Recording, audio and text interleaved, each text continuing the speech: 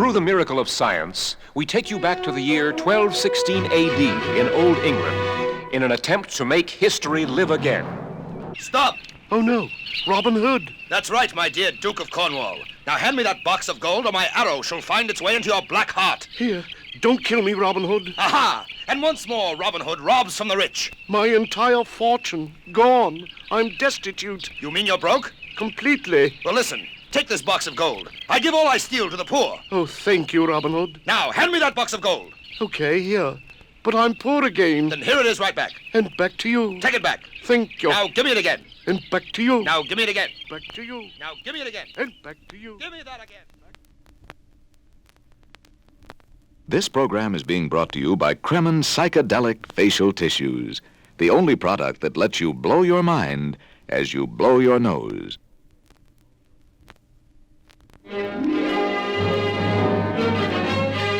We switch you now through the miracle of sound reproduction to one of the most thrilling moments of courage in our Navy's history. Take her down, Matthews. But, Captain, do you think it's wise? If we want to win this war, we must show the enemy the kind of defiance that will make him respect us. So take her down. But, Captain, this is a destroyer. A destroyer? Take her up! Take her up!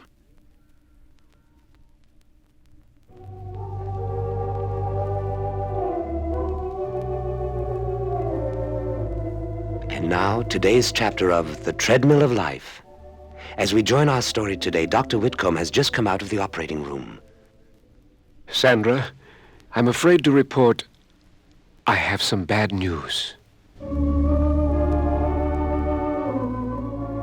Well, just how bad will that news be? We'll find out in the next dramatic episode of The Treadmill of Life. Today's installment of The Treadmill of Life was written by Arnold Fredericks, Osborne Tucker, and Shepard Flanders. Special material by Wilton Pasternak, Seymour Gibbons, and James T. Baxes. Additional dialogue by Abner Haskell, David Emerson, David Pollock, and Elias Davis. Script supervision by Edward L. Carter, Franklin Hill, Dean Stapleton, and Martin Tracy. Research editors Mike Conway, Lorne Braddock, and Steve Miller. Closing credits written by Terrence Walling, Zeke Edwards, Arnold Shapiro, and Zachariah Costello. This is Charles Dietrich. And Randolph Collins, signing off for the entire Treadmill of Life staff.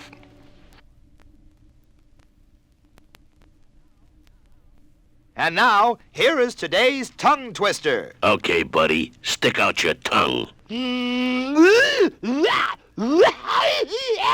You've been listening to today's tongue twister. Ferber's is a breath mint. Ferber's is a candy mint. It's a breath mint. It's a candy mint. Breath mint. Candy mint. Breath. Candy. Oh, yeah? Yeah! What do you think of that? Now, once again, welcome to Waltz Time.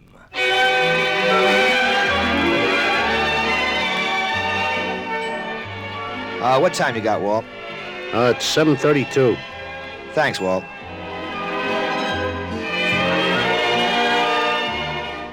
You've been listening to Waltz Time.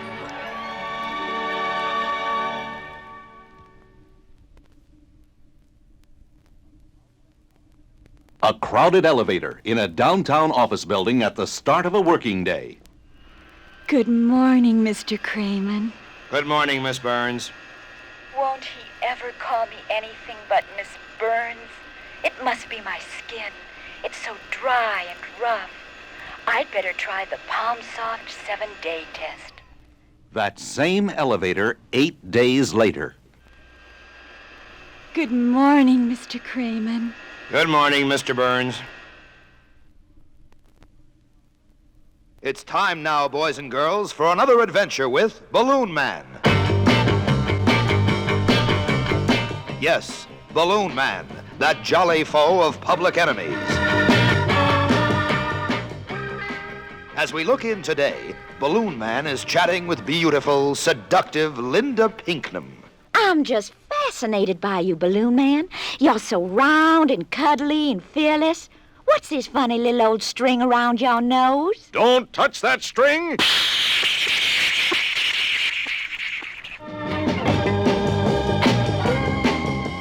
Tune in next time, boys and girls, for the exciting adventures of Bladder Man, son of Balloon Man.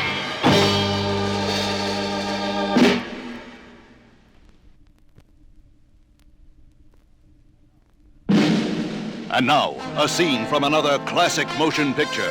This time, the great World War II epic, Battle of the Bilge.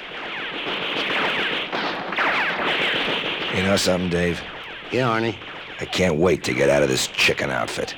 Well, why's that, Arnie? Well, for one thing, the feathers keep sticking to my armpits, and this dumb beak makes it hard to talk. Oh.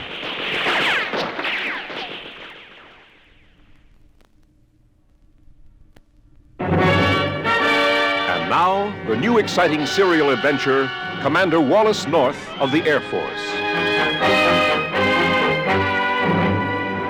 Chapter 1. Commander North, close on the trail of a red Chinese espionage agent, follows a shadowy figure into a seemingly abandoned tungsten mine. I know someone's in here. Now come out with your hands up. Do not shoot, Commander North. I give up. Well, I knew I was on the trail of a desperate man, but little did I think it was you, Chung Li. Aha, but I will escape. For if you shoot, the noise from your pistol will bring this entire mine down on you. Goodbye, Commander North. Stop! Stop!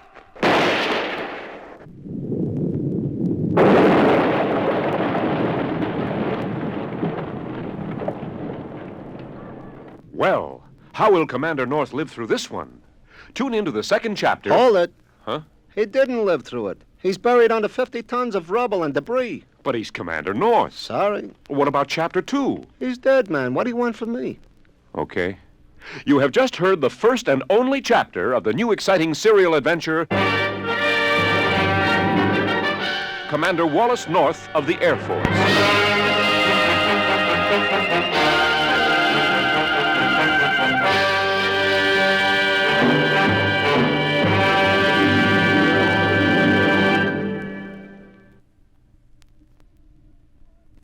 Believe it or don't. Believe it or don't, Shirley Temple is not a movie star. It is a Buddhist shrine in Tarzana, California. Hi, this is glamorous movie star Diane McFord speaking for new improved Cremens deodorant. Remember, half the fun of being alive is having happy armpits.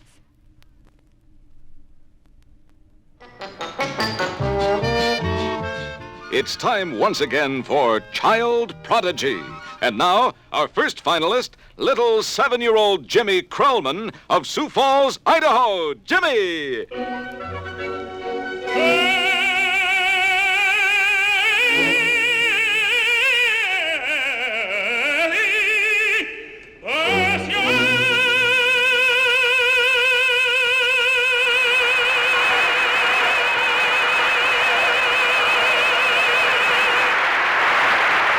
Thank you, Jimmy. And now, our other finalist, little 19-year-old Harold Zuckmeister from New York City. Harold. Oh, MacDougall had a farm with a moo here, and a cow there, and a woof here. Well, friends, it seems obvious who the winner is. None other than Harold Zuckmeister. Thank you, sir, a whole lot. This is your host, Edgar Zuckmeister, saying bye now. Child Prodigy has been brought to you this week by Zuckmeister's Department Stores. This is the Zuckmeister Broadcasting System.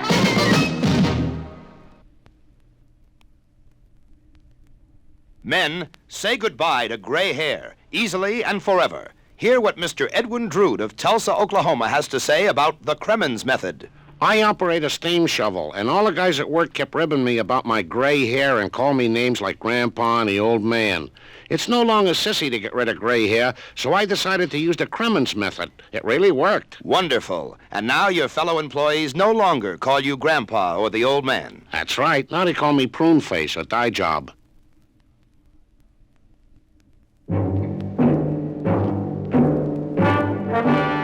It's time again for another page in the Crime Stopper's notebook. The con man is an unscrupulous villain who steals your hard-earned money by cleverness rather than violence. Each of us, at this moment, probably is involved with some form of con man without knowing it. If you want to truly protect yourself, simply send me a self-addressed stamped envelope along with $750 to Crime Stopper's Notebook, care of Fred's Diner, Twin Forks, Oklahoma. Hi, this is Jerry Cosgrove about to ask passers-by today's question, which is, what do you think of the present trends in women's fashions? Here comes a likely-looking gentleman. Sir, may I have your name, please? Stick 'em up. Huh? Give me your watch. But And your wallet. But And I'll take that wire you're carrying there. You are about to hear 4 sample shows from our series called The Story Lady. Actually, the Story Lady is not much of a lady, nor does she exactly tell stories. We hired her because she kisses hard. Now it's time for today's visit with the Story Lady. Today's story is one that I call The Frog Prince, and it goes something like this. Once upon a time, in a kingdom far away, an evil witch put a curse on a handsome young prince and turned him into a frog, telling him that he would remain a frog until a beautiful princess came along and gave him a kiss. Many years passed, and then one day a lovely princess was skipping gaily along in the garden of her castle near a pond. All of a sudden, she spied a frog on a lily pad. "Oh, what a cute little froggy," she exclaimed. And with that, she picked up the frog and gave it a kiss. Instantly, she got a whole bunch of warts on her lips. Thank you, Story Lady. Be listening next time, boys and girls, when the Story Lady tells the heartwarming story of the St. Valentine's Day Massacre.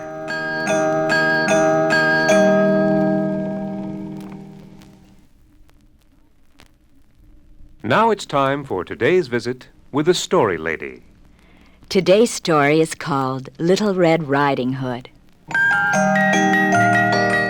Once upon a time, there was a little girl who was very pretty. Her mother had made a little red hood for her, which she always wore, so people called her Little Red Riding Hood because they couldn't think of her name anyway. One day, her mother gave her some cookies to bring to her grandmother, who lived on the other side of the woods.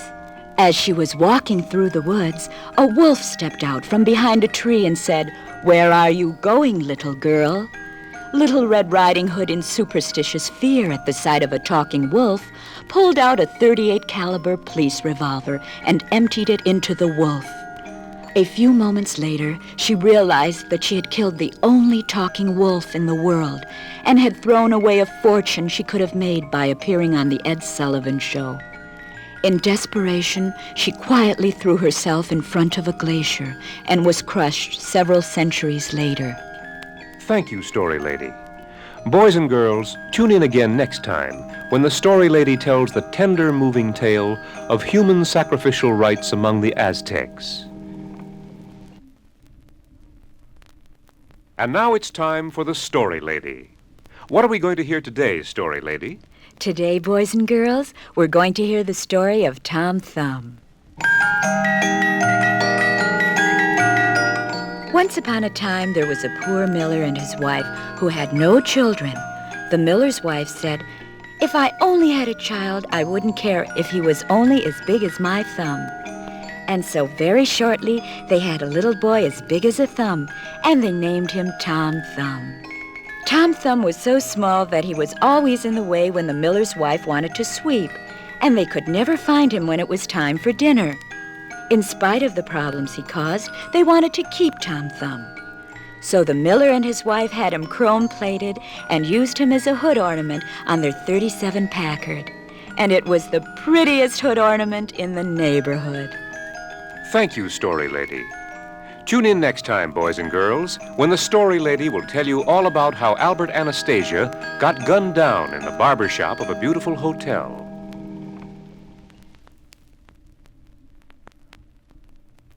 Now it's time for today's visit with the Story Lady. Thank you, and hello, everybody. Today's story is called Lady, Your Sign Fell Down, and it goes like this. Wait a minute, Story Lady. Yes?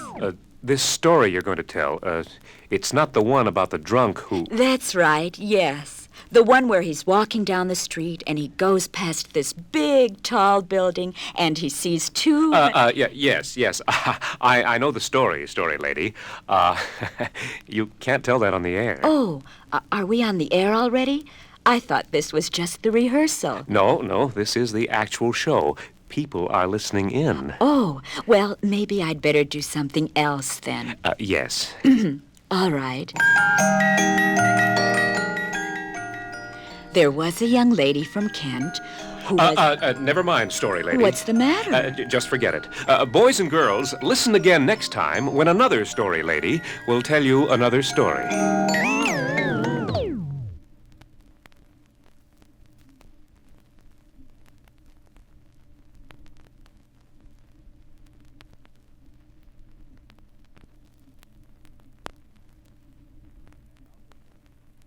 And now you're going to hear 4 programs from our 65-episode series, Return to Paper Plates. These specific examples are not in sequence, and so there will be a rather obvious gap in the storyline, which does continue from day to day, but doesn't make much sense anyway. So we felt there was no need for it here. Thank you.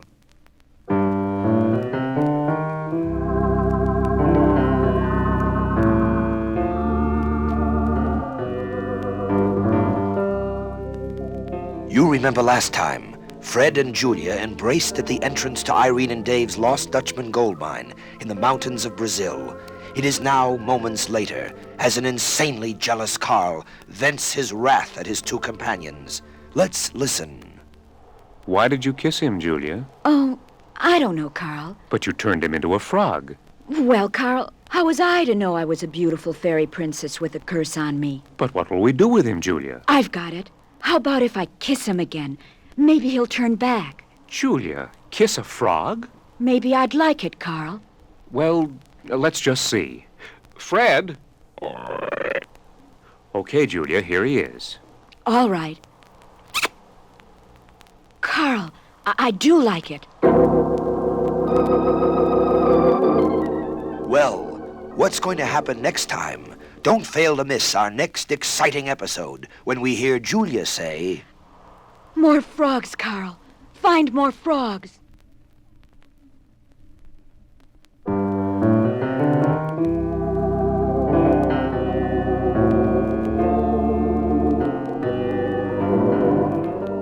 You remember last time, Carl and Julia were wandering the streets of Belleville, Illinois late at night, looking for a meaning to their lives, when Carl suddenly came up with a brilliant idea of how to parlay the 6 cents and a wristwatch they had into $40,000, only to have a robber jump out of the bushes and forever destroy that possibility for a while. It is now moments later, as a bemused Julia says... You stupid fool, Carl. You don't sound very bemused to me, Julia. Don't believe everything that idiot says. Oh, what are we going to do, Julia? What are we doing here in Belleville, Illinois, anyway? What? Belleville, Illinois? I have an old and almost forgotten aunt that lives in Belleville, Illinois, and that's her house right there. Well, come on, Julia. What are we waiting for?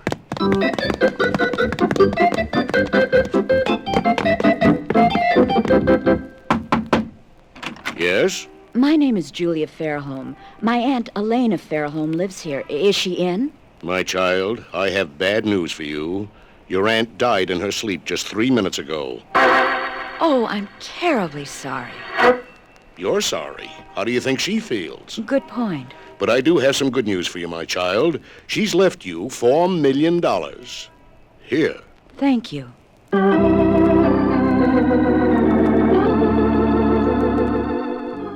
Julia. Get lost, Carl. We're through. Well, what's going to happen next time? Don't fail to miss our next exciting episode when we hear Carl say...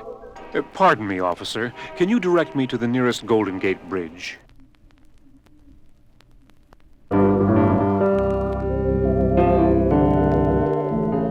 You remember last time, Karl Morgan overthrew the communist government and began ruling as Tsar of Russia. It is now 3 days later as we join Tsar Karl, who is sitting in his counting house, counting all his money. Let's listen. $4.35, $4.45, $4.50, $5. Your Majesty? What do you want? You're supposed to grovel when you see me. Oh, I'm sorry. Grovel, grovel, grovel, grovel. That's better. Now, what is it? There's a lady outside from Belleville, Illinois. Belleville, Illinois? That must be Julia. Well, just don't show her in, man. Stand there. Right this way, miss. Hello, Carl. Julia, I'm so glad to see you. But what are you doing here? Well, I seen in Newsweek where you got the czar gig, and I thought I'd look you up. Oh? Yeah, I'm a little down on my luck. I blew the $4 million I inherited on a knock-over-the-bottle game at Coney Island, and I thought I'd hit you for a little touch. I have a better idea, Julia. Yeah? What's that, Carl? Well, I know it hasn't always been easy for us, Julia. I realize we've had our little disagreements in the past and our share of silly arguments, but why don't we let bygones be bygones? Why don't we get married? Oh, Carl, not that again. Why don't you come off it? Well, you would be the Empress of Russia, you know. Oh, that's right. Oh, Carl. Oh, Julia. Well, what's going to happen next time? Don't fail to miss our next exciting episode when we'll hear Empress Julia say, Carl, you're not groveling. That's next time on Return to Paper Plates, brought to you exclusively over KMPC.